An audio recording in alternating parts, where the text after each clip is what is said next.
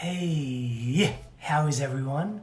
So he's going to jump on in a moment. We are going to go deep into, there he is, there he is.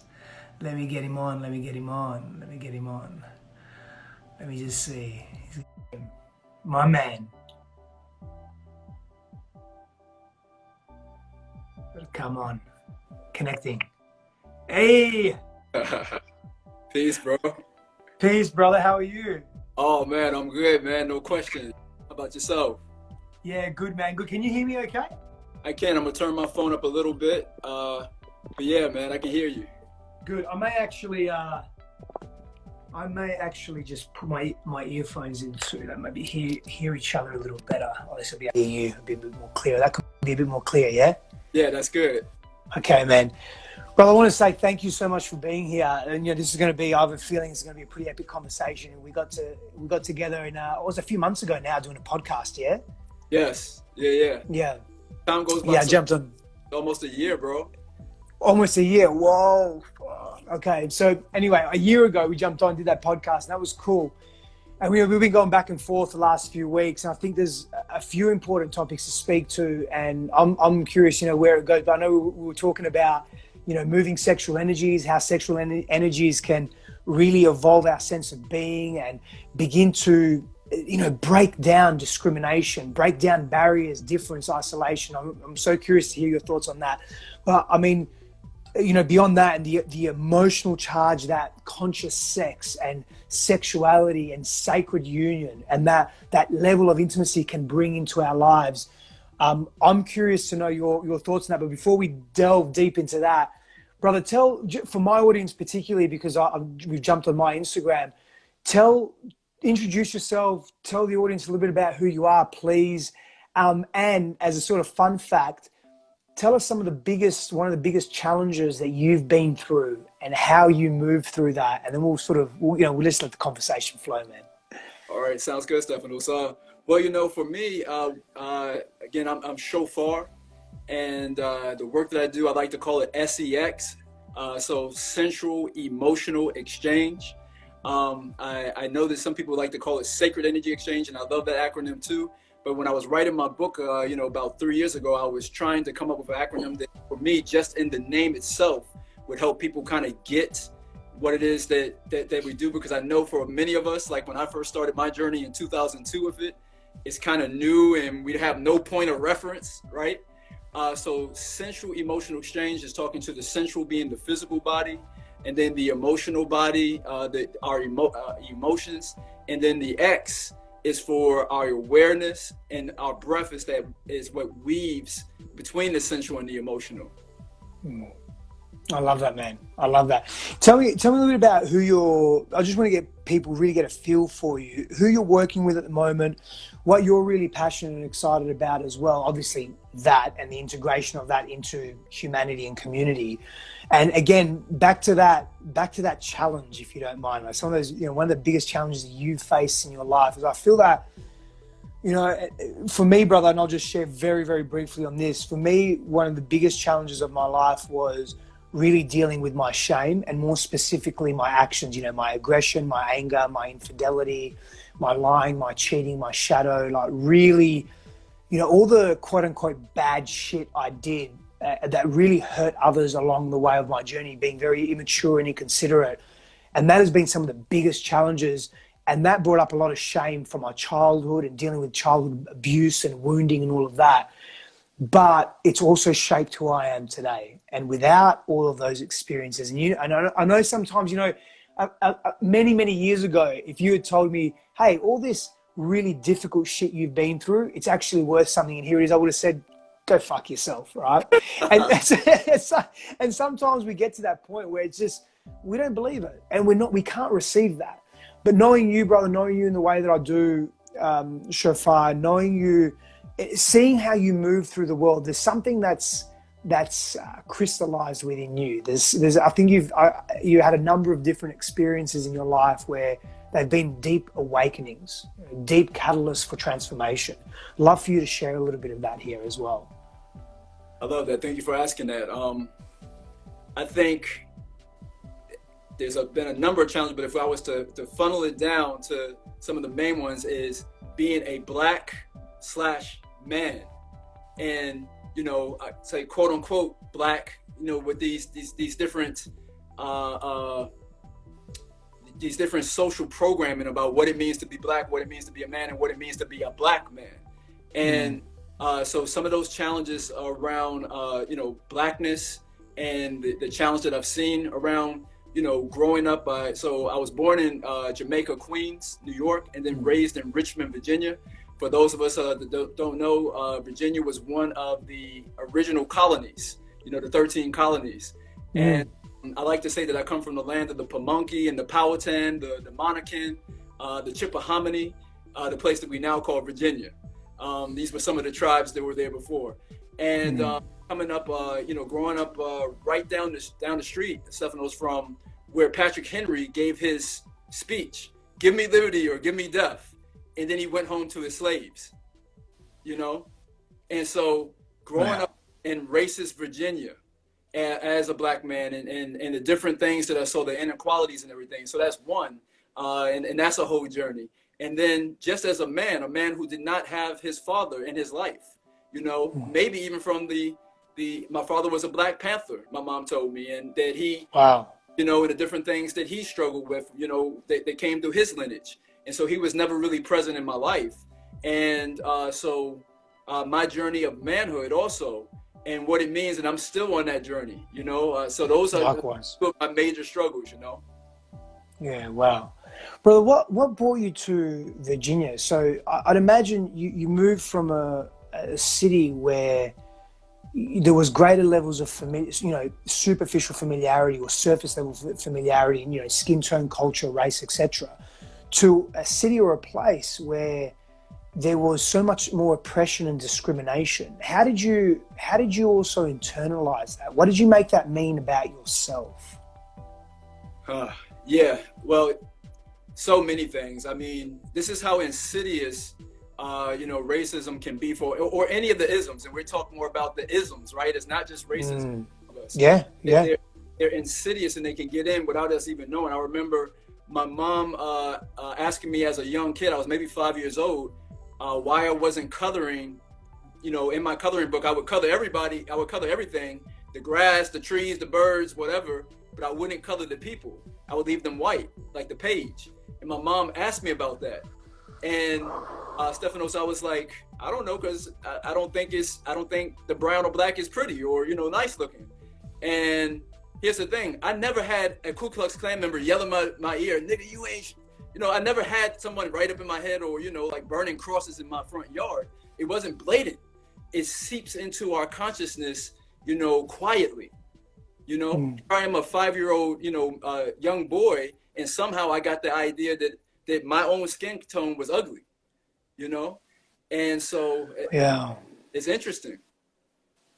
Man, very. And so, and that's just you in a very subtle way, maybe not even recognizing without mum saying something to you that you're doing that. And then, you know, I'm wondering, what does it take for you to undo that as a young black man moving into the world, into his own autonomy, sort of, you know, coming into 18, 19, 20, 21, I mean, like really, I'm getting goosebumps thinking about this, just coming into, well, who am I now? Really, who am I? And how do you undo that? How do you come into a place of deeper self-acceptance and compassion? I feel this is a beautiful example. Again, you mentioned it before, and I love this, with all the isms, with all the oppression and the discrimination that we feel and that we experience because we're different, irrespective of what we look like, but the different in our interests, different in our values, difference in how we think and feel, difference in our sexual orientation, difference in our sexual preferences. And I know this is a lot of the work that you do in the sensual emotional exchange work, right? How did you what's the word? I think recalibrate maybe, or come into your authentic power. How did you come into your authentic power as a young man, undoing a lot of that unconscious conditioning and programming? Very good question. I like to liken it somewhat to the story of Osiris and Asar and Oset back in ancient Egypt, ancient Kemet. There's a story that, long story short, that ancient Asar was chopped up into many pieces by his brother Set, or where we get the word Satan from. And all of this is about consciousness, really. Like, these are allegories and stories for about what goes inside of all of us, Yeah. as stories and analogies. So anyway, long story short, he was broken into 14 different pieces. And the last piece that his wife helped him put back together was his phallus, his manhood. And so I like to think that for myself, there was different, whether it was a teacher that my mom married at one point that got us into Hebrew Israelite, or my mom putting up pictures of Malcolm X, Martin Luther King, and Marcus Garvey. It's like I was piecing together remnants of myself. The sad thing is that many of us do these isms, we never put those pieces together. We never find ourselves again. I was just fortunate, inshallah, thankful to the creator that I was able to put it back together. But a lot of us have not been able to do that. Yeah. And did you start, was it a painful process for you, man, piecing those parts of yourself back together? Because I'd imagine when you were in intimate relationship and intimate union, and for me, man, I'll just be very transparent. Nothing's off limits. So if anything's off limits for you, just don't answer it. I'm just freestyling here. So if it's you don't want to go there, don't go there. But I'd imagine in intimate union, intimate relating, and not just sexual union, but just being vulnerable and showing ourselves, right? Opening up our hearts, opening up parts of who we are.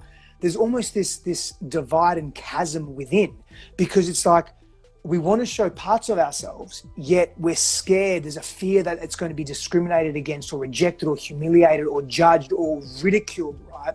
And so then we hold back and we contract. And people are intuitive, whether they know it or not, they're intuitive, and they feel that contraction. So I'm wondering how that affected your intimate relationships, especially again as a young man, as you're putting these pieces back together. What do I show? What do I don't? And I imagine, Dr. John Demartini says our voids become our values, right? So it's no surprise, to me that you're essentially working with people, piecing them back together, so to speak. That central emotional exchange is about integrity, is about connection, is about wholeness, right? And so as you're putting yourself back together, as you're moving into wholeness and moving through shame and doubt of who am I going to be, what have I neglected, in intimate union, what have been some of the biggest challenges at the beginning of that journey for you in terms of showing yourself and being really open-hearted? I love the questions you have, bro. Wow. It's all you, man. It's all you. I'm feeling it, I love one of your posts, bro, that you have about like how, some of the men that come to you, they're asking like, how can they get in touch with their feminine? And then the women that come to you, they're asking like, how can they get their men to be in the feminine? And then I love your breakdown of that. And that was kind of my journey, is where, overdoing it. I'm definitely like a person of extremes sometimes, and homeostasis and balance has been a challenge for me. That yin and yang homeostasis and balance. So there would be times like in first becoming more of a conscious man, it's like you go deep into your feminine and in your heart space, and and before that I was more in my penis and my lingam, before that, and so and now where I'm looking to be is like, I love this saying by this, I think it's a Swiss philosopher. He says that there's more wisdom in our bodies than in our most grandest philosophies. And I think to answer, those men and women, those men who are looking to bring back in their feminine, is like our innate intelligence already knows how to, because right now our lingam, our penis, our dick, whatever you want to call it, is flaccid, is soft. And when the moment is right, it knows when to become strong and become hard, right? Mm-hmm. And finding that balance, finding that place of getting this out the way to get back to that innate intelligence that's already in there. Was it, I love that, man. Was there a moment for you where it almost, and maybe it wasn't a blinding light or a flatus or spiritual revelation, but it was a moment for you where you dropped into self-acceptance, such a profound level of self-acceptance that you'd seen yourself in a way you've never seen yourself before? And that was the moment that you stopped hiding from. And I get we're always going to wear masks to some degree and hide to some degree, but there's a line that we cross, I believe, once we've done a deep enough work and there's enough self-love, self-respect, self-acceptance, that we stop wearing these big masks, the core wounds that we've just dealt with, the ones that have been there that we, there's layers to that, but we've really dealt with them. Was there a moment in your life where there was just this, I get me, like this is me and I don't give a fuck what anyone else thinks or feels about it? Yeah, I can think of two offhand, Stefanos, that really stand out to me. One is 2007, when I saw the sensual emotional exchange work being done for the first time in person. And the woman was on the table, one of the three masters that I learned from. He was hovering his hand over the woman, almost like a Reiki session. And she was going into this deep state of like orgasmic bliss, orgasm after orgasm. And then she just went into a place where she just kind of went blacked out and went to like what I think scientifically, we haven't studied it, but I'm thinking theoretically that she probably was in a gamma state, where her gamma where she was just in such a deep state of consciousness. And what he had us do is to come around her, and there was such a strong sense of peace that was coming, like her body was like a doorway of peace just coming through her. That was one of those moments that expanded my consciousness in a way that I don't think I'll ever be the same again. The other one, it was in 2014, 7 years later, when I got a session with the third master that I studied with, and I got her name is Sasha, and she gave me a sensual emotional body experience without touching me, and all these memories from my childhood and how I framed money, how I framed the feminine came into my consciousness, and again that expansion was just like, so those are two moments that I can really put my fingers on that have for changed me forever, I think. That's powerful, man. I'm going to make a comment on that first one. Then I've got a question for you based on what you just said a moment ago in that second experience. It's interesting that that first experience that you had, as you were asked to come closer, it was a very transitory, internally transitory experience for you, where you just by being in that woman's presence, that human being's presence, and the experience that she was having, it transmuted into your experience. And I think that's profound evidence or an example of how connected we are and how really we're relational beings. Like, we grow through being in relationship with each other, right? And I think that's in whatever way, shape or form. I don't think it's a question of, are we in relationship to something? I think we're in relationship to everything. We live in a dualistic world. We live in a world of polarity. I think what's really more important is that what is the quality of the relationship that we have with whatever we are paying our attention to, whatever we are intending upon. And the second thing I want to say or want to ask you is you mentioned feminine there, and it triggers something in my mind around, well, two parts to that actually. One, when the childhood wounding came up and all the childhood experiences came up, one, how did you deal with that? Two, did you meet that with resistance, or did you meet that, were you at a space in your life where you were open? And if so, what was that experience like for you? I'll get to the feminine question in a moment, but yeah, just go there. I'm curious about that. I love it.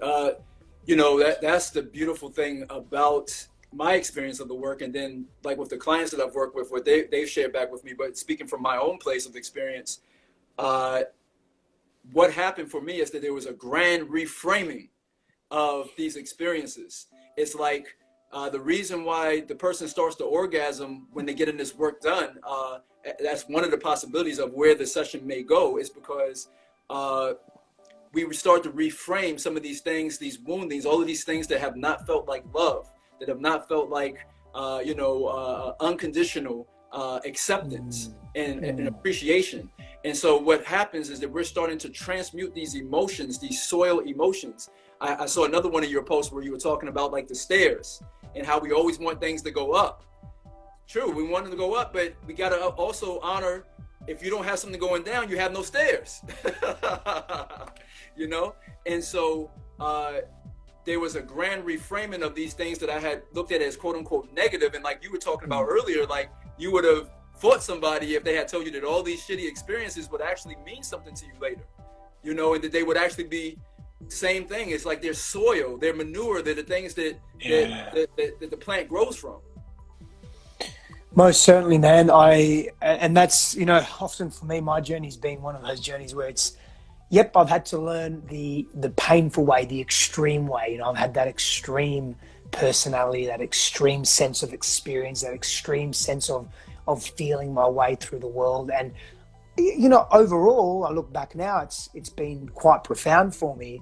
And at the time, it's been deeply intense. I don't think we all need to learn through such deep contrast. I believe we learn through contrast. I believe human consciousness and the greater collective is at a point where we need to learn through painful contrast. I think that's where our consciousness is at the moment. I think we're moving through that. I think we're evolving through that. But I feel that's pretty evident in the way that we have dealt with things at a collective level, geopolitically, socially, spiritually. And that's been happening for so long, thousands of years, right? Really, as we started to quote unquote evolve or civilize ourselves, that's another fucking conversation. We have created more tangible problems for ourselves, more tangible pain for ourselves, like just systematic existential pain, right?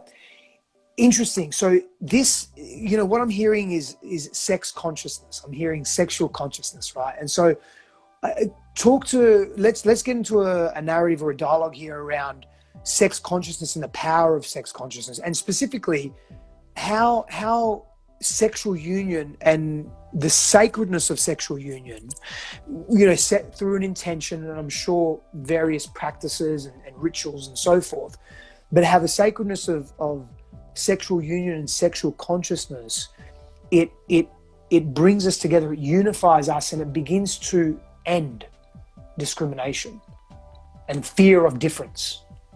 I love that. Well, I love that you spoke to the collective and the collective consciousness, and I would love to say like the collective trauma that has been on this planet, right? Like whether it's us dropping bombs on Hiroshima and Nagasaki, or slavery, or Wounded Knee, and you name it, all of the various traumas that have happened to us all as the Hugh being family collectively. And we know from psychology that this can cause what we call they have this thing called multiple personality disorder, and where the ego or the id splits into these fragments. Yep. And separateness because of some perceived trauma. I believe that can happen on the individual level, where we see like a person have multiple personalities in one being, in one physical being. I think Stephanos, what also happens is though it has happened to us collectively. Yep. Beings as the Hugh being family, we have collectively been broken into shards, that we think that we are all these different pieces of black race, white race, and transsexual, and all these different things and everything, when really we're this one being. So to answer your question though, I feel like sensual emotional exchange and sex and other technologies like that help us to get back to the place of wholeness, because really, as you alluded to when you were just speaking, any of the systems or things that we come up with as solutions, whether it be voting or burn the motherfucker down or anything in between, we still perpetuate the same thing over and over again because we're not evolving. Yeah. We've got to evolve. Yeah. Tell me, brother, I'm on the page. I'm on the page. Tell me, and the thing is, Sho Far, as well, I'm not necessarily interested in this utopian state. I don't even know if that exists. I'm not interested in that. I think that's way too much for people. It's like saying to someone that's never run a day in their life, saying, hey, tomorrow you're going to run for 3 days straight non-stop. They're going to be like, whoa, overwhelmed, right? But if you say to them, hey, in 2 years' time, we're going to build you up to be able to run for 3 days straight. And this is the training program. This is what we're going to do. And this is how we're going to start. We're just going to start with 5 minutes tomorrow. That's palatable for people. We start talking about a utopian existence. People are like, whoa, what do you mean? You're going to make all these changes? What about government? What about police? What about my home? What about my job? What about people? It just doesn't work. So I hear what you're saying. I want to go somewhere else with this as well.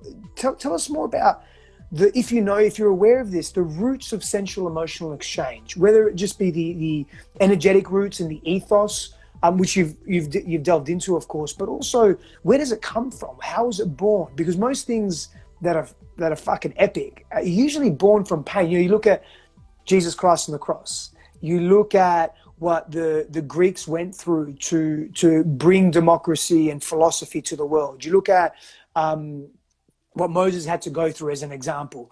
You look at what the Buddha had to go through.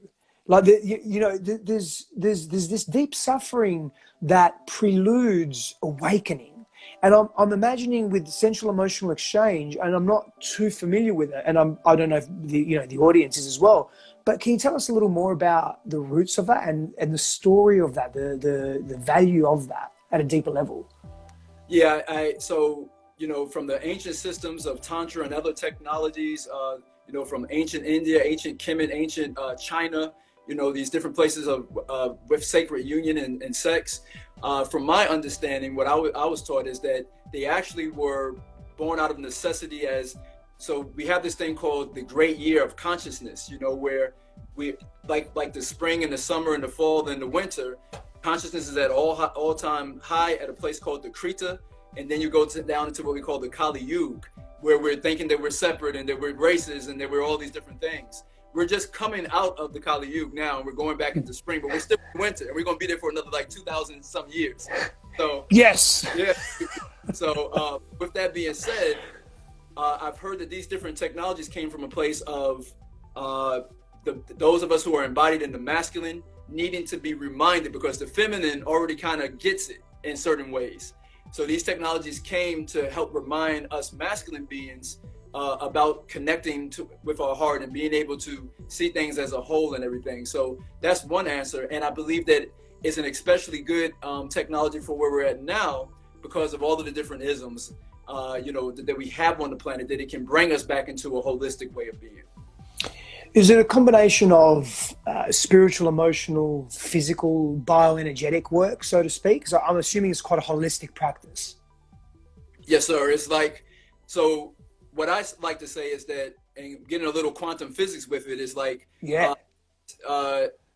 we live in this world where we're thinking that we're solid beings, and that we're just meeting, genitals, penetration, in and out, and we're done, right? Roll over, have a cigarette, whatever. The truth is we're way more vast beings than that. And that when we start to talk quantum physically, we're not just talking about dealing with solids and particles. Now we're talking about waves, and that we're energetic beings that are moving in waves, and how my voice is coming and hitting your eardrum and rolling through your being and affecting you. And then when you speak, is having the same effect on me and all the people through time and space that are listening to us. So when we start to have that conversation and start to see ourselves as more advanced and more vast beings, that is the central emotional exchange that I'm talking about. SEX lowercase, that's what we've been having, and there's nothing wrong. I'm not dogging that out. That's the porno stuff, and okay, that's what brought us to the planet, probably, in all actuality. So it's sufficient. But as we talk about evolution and us growing, that's us remembering, not learning, remembering, because we already know this. It's in our DNA. It's in our divine natural awareness, our DNA, that we are these vast beings. I love that, man. Let me paint a scenario for you. I'm curious as to. I'm going to play devil's advocate for a moment, and I'm curious how you would respond to that and how you would navigate someone through that. So devil's advocate. Yeah. Hey man, hear what you're saying, Sho Far. Yeah, it sounds okay, but hold on a second. You're talking about this unity business, you're talking about wholeness, but hey man, I'm a white man, or hey man, I'm Mexican, I'm black. What about my culture? What are you saying, that you just forget about my culture? What about my upbringing? My people have suffered pain, and my people have experienced this. And, what are you talking about difference? Of course we're different. I'm a man, or I'm a woman. He's a man, or she's a woman, or hey, we're different. He's older, I'm younger. But people seem to make whatever they are better than what they're not. And so, and then that devil's advocate, Sho Far, you're talking about unity, consciousness, and wholeness. Man, fuck that. We're different. And what would you say to that? I love it. And I love that. First off, the devil's advocate, or like we talked about earlier about the Osirian theory, story with Set or Satan. Actually, so when we're talking about wholeness and consciousness, there's nothing that is not still serving the whole. But with that being said, say for instance, Black Lives Matter, And then we have some people in the yoga community, or those of us who are quote unquote woke or whatever, would be like, all lives matter, you know? And yes, all lives do matter, but to get there, we're going to have to go through Black Lives Matter and Black Trans Lives Matter, and, you know, women matter. Like, we're going to have to go through these other stages to get there.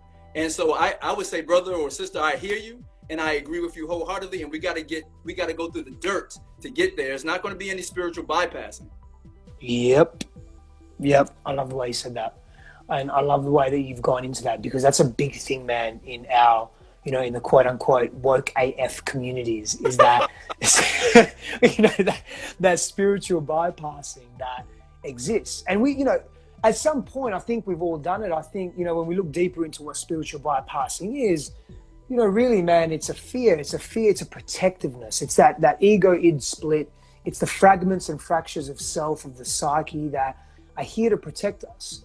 And they're bypassing what they feel, what these parts of us feel are immense aspects of pain and fear that we perceive we can't deal with. The brain doesn't want to go there. It feels like the nervous system's in overload, the psyche and the emotional body is in overload, and so we avoid it. And so, hey, everything's okay, it's all good, it's happening for a reason, I don't have to feel this, it's part of the lesson for me to go above it and beyond it.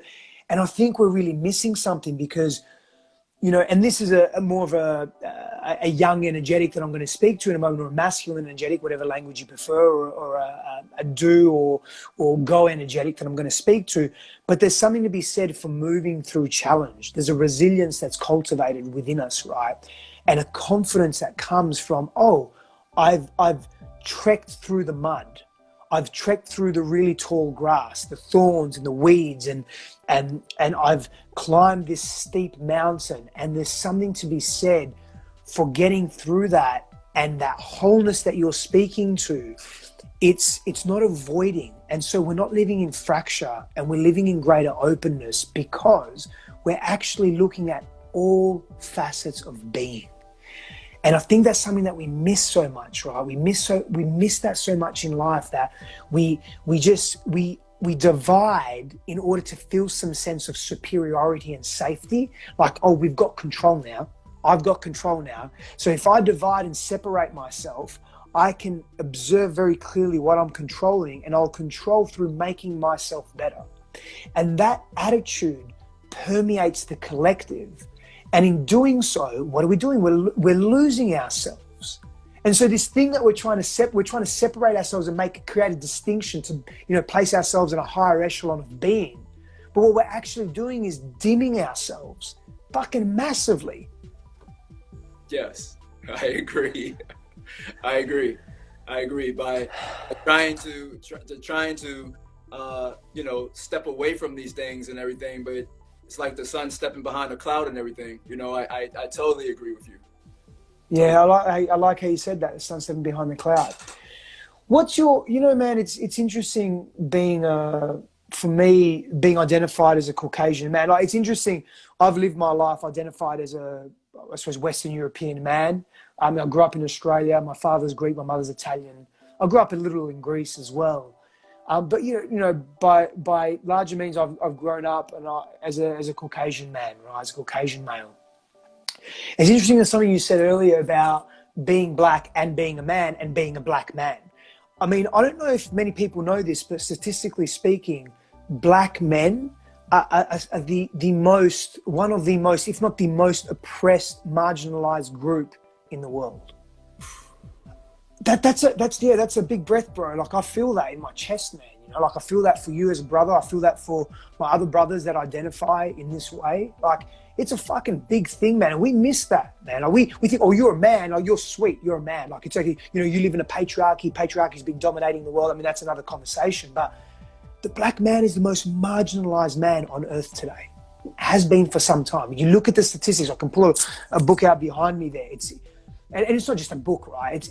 We can visibly see a lot of this. I'm not saying that white men or other men of other nationalities aren't oppressed or ostracized. I'm not saying that women aren't ostracized, or even older people, the elderly, are ostracized in our society. We don't give them the wisdom and the respect. You know, you mentioned 4 or 5 tribes that were on that land that is now called Virginia. I guarantee you those tribes cherished their elders. Right.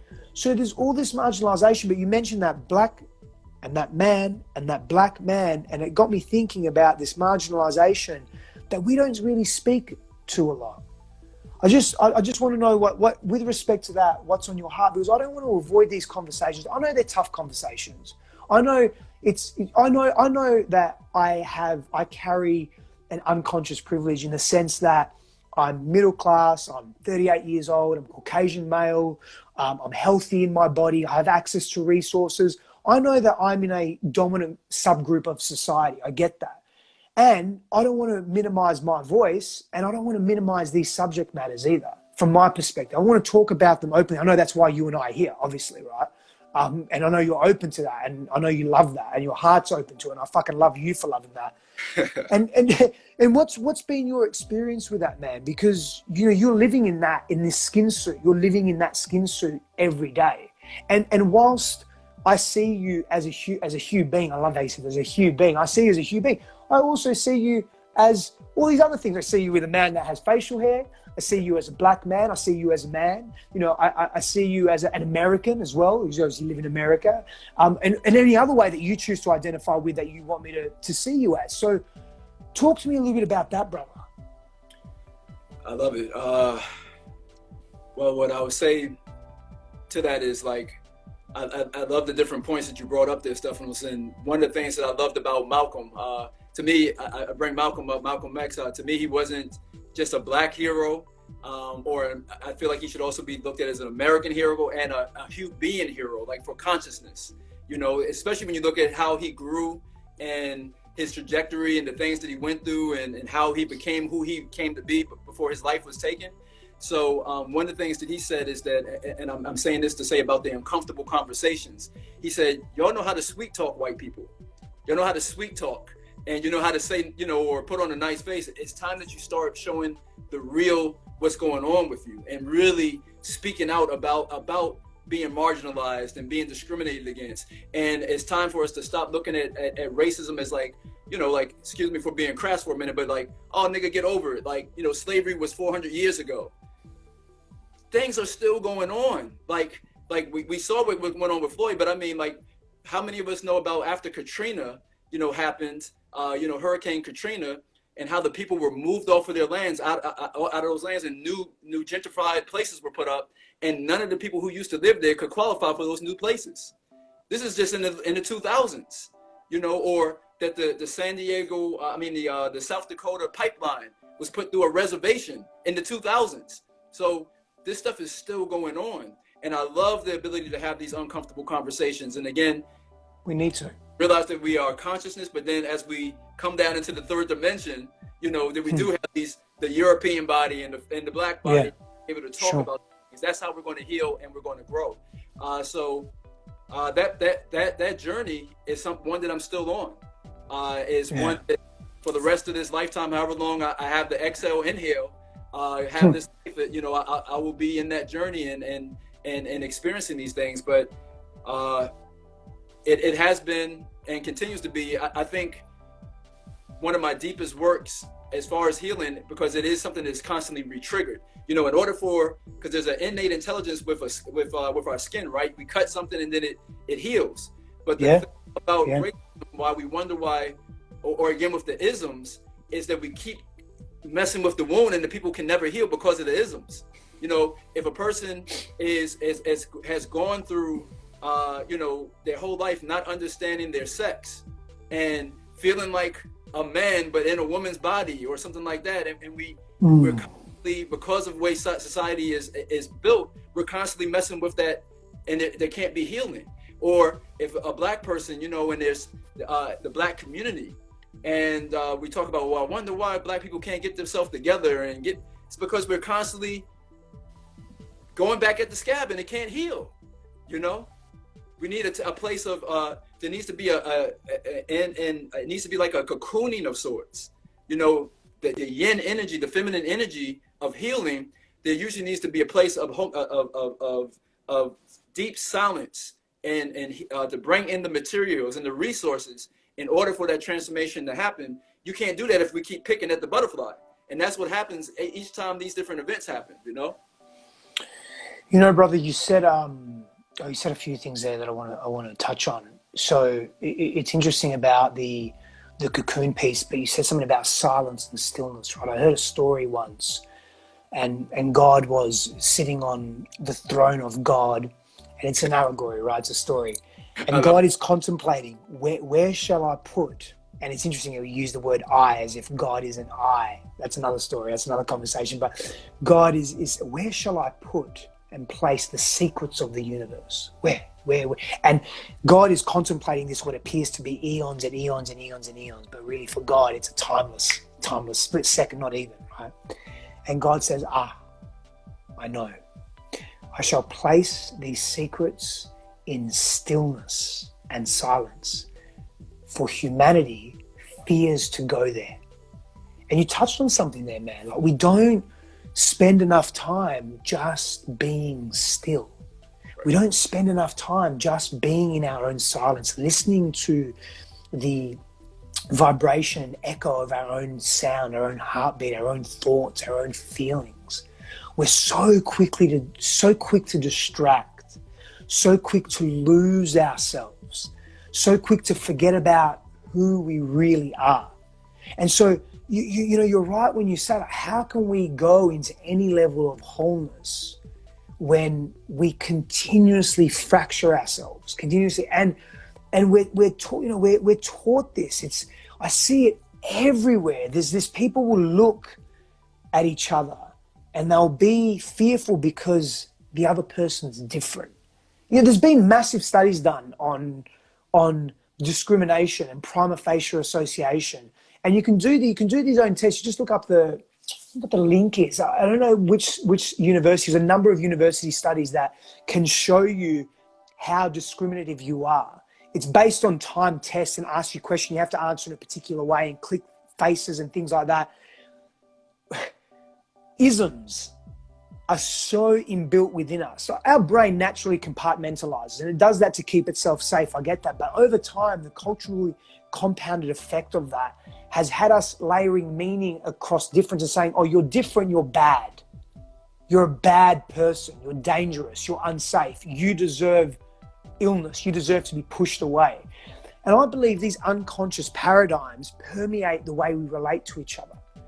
And it's, you know, what, I don't know, this is a big question, man. It's a big existential question, but I'm going to ask it anyway because you got big shoulders. What the fuck is it going to take for that to even begin to shift?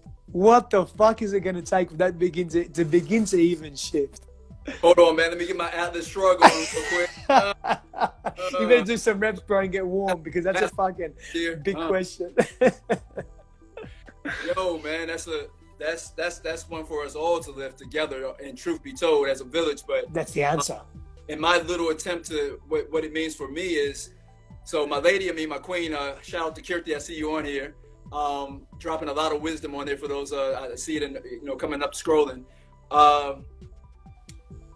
We have an acronym that we're doing, racism, and we have a course on it. The racism is an acronym, and the A is for awareness. So you take the A and you shine it up like the ancient Egyptians, Ra. You know, boom. The A shining down on the rest of the letters. The R is racism. The C is for classism. The I is for intellectualism. The S is for sexism, and the M is for materialism. No doubt we have way more than that. You know, that stuff is definitely some major ones, right? And then the deep thing about it is looking at not in society. This brilliant mind named Dr. Amos Wilson, who wrote a book called The Blueprint for Black Power. And I know that word Black Power, those two words put together scare a lot of people. Oh, people don't like that. People don't like that. That threatens a lot of institutional knowledge. No, people don't like that. Yeah, you know, and so he said that we look at society as if it's somewhere out there, but society is us. And so looking at where those different isms are in us. For instance, say we're getting married, right? And I want everyone to just think about the dissonance that this may cause in our brain. Say we get ready to get married, and instead of the woman taking the man's name, what if we take her last name? Wait, what? No. Well, that's sexism. Why is she taking our last name? You know, why we now own her? Is she our possession? Is that where that comes from? Here's another one. Just showing us again where these isms are alive in us. Think of it this way: like we're getting this brand new car, new Mercedes.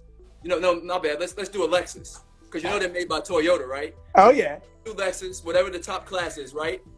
And then here's the thing, the challenge that I want us to say. Now go somewhere and have the Lexus, the name taken off and the class of it taken off. So no one knows what it is that you're driving.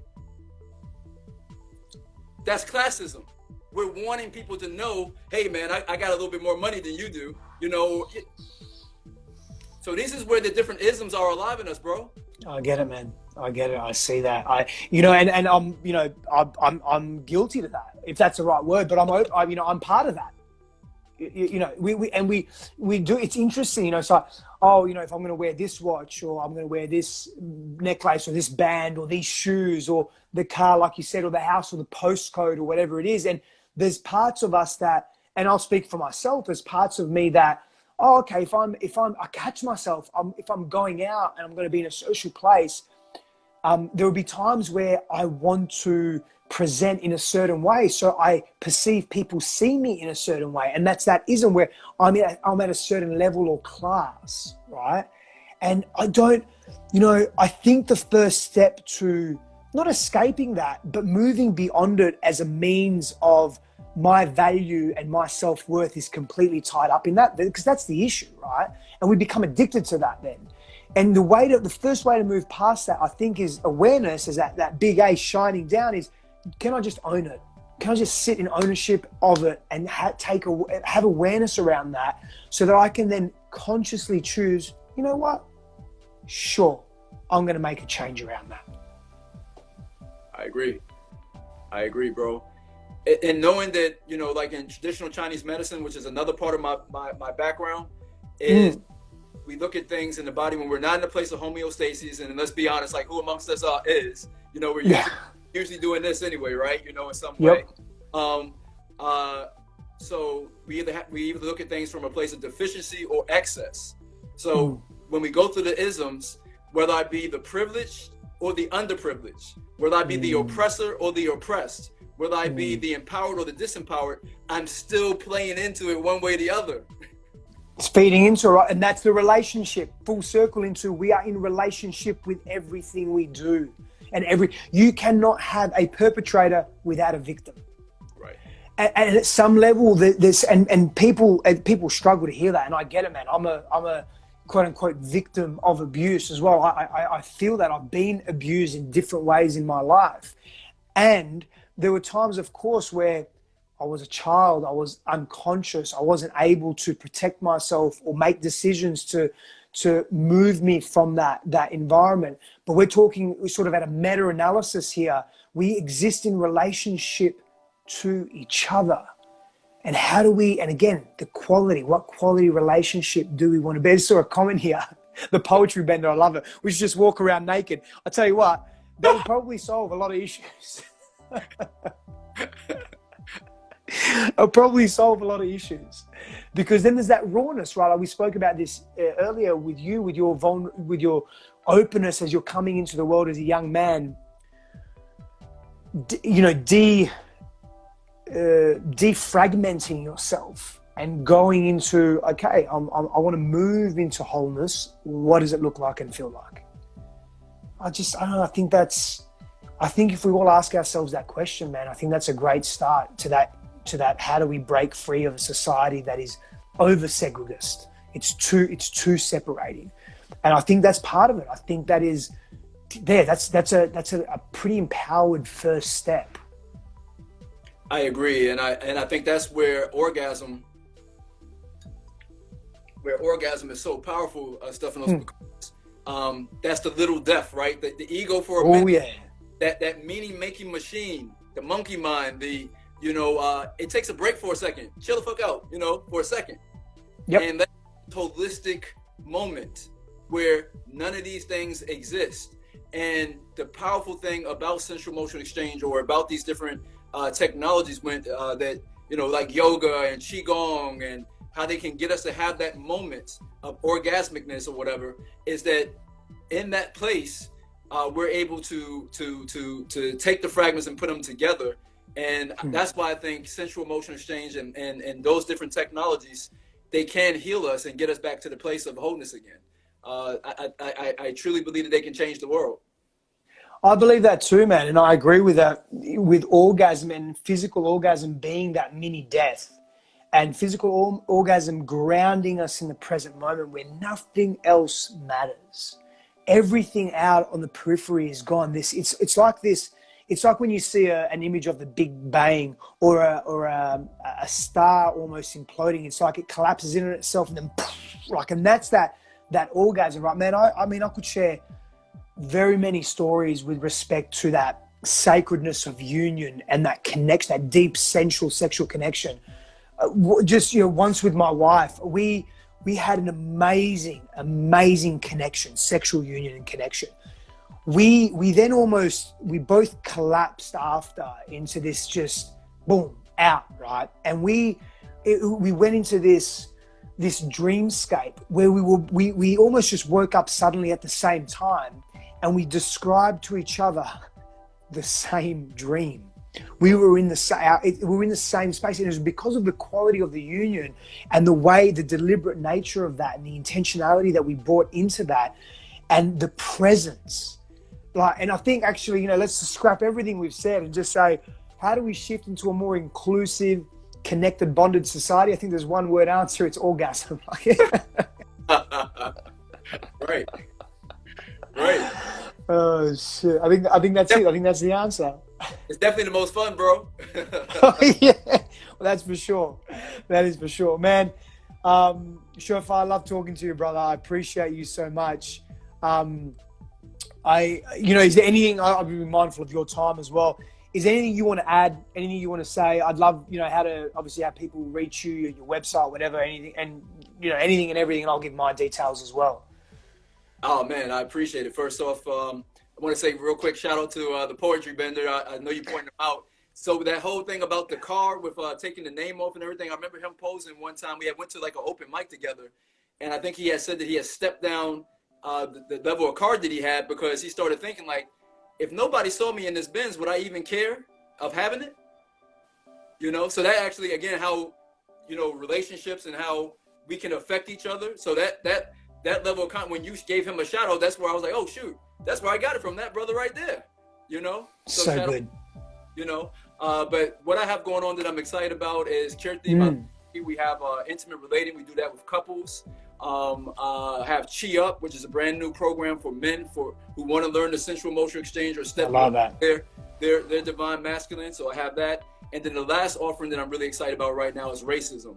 Again, shining that A up with awareness, racism, classism, intellectualism, sexism, and materialism. So, and then for those who want to also maybe learn a little bit more, but not interact with me yet, you might want to check out my book, Sacred Orgasmic Living. So, I love that. I definitely appreciate you, bro. I see you, the work that you've been doing. You've been steadfast with it. And